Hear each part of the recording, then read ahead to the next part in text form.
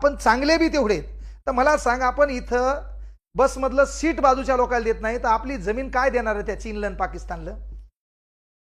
आणि जर एवढी धमक आहे तुमची आमच्या परभणी जिल्ह्याचे शेतकरी, आमच्या परभणी जिल्ह्याची सीमा द्या तिकडे चीन बिन लावून. धुरिय कोरू नाही अख्खा चीन आमच्या मधात आणलात मला म्हणा.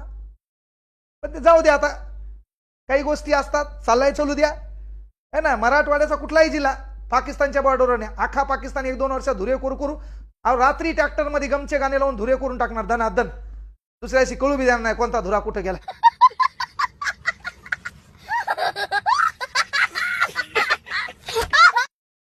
आपल्याला चॅलेंज आहे का? नात खुळा आहे आपला. इथं मला सांग, एसटीत बोलतोय ना आपण, खिडकीतून रुमाल टाकते, रुमाल टाकला होता म्हणते. आमच्यासारखं दलिंद जाते, रुमाल काढून टाकते, बाहेर फेकते, रुमाल नव्हताच म्हणते. इथं आपण काय साधे का? एसटीत जागा देईन, जागा फुकट देणार आहे का? अरे एवढं रक्त सांडलंय, एवढं मरमर केली आपण, हे आंडुरे बंडुरे येतील ना आपल्या भारतावर आक्रमण करतील ना आपण गप बसू?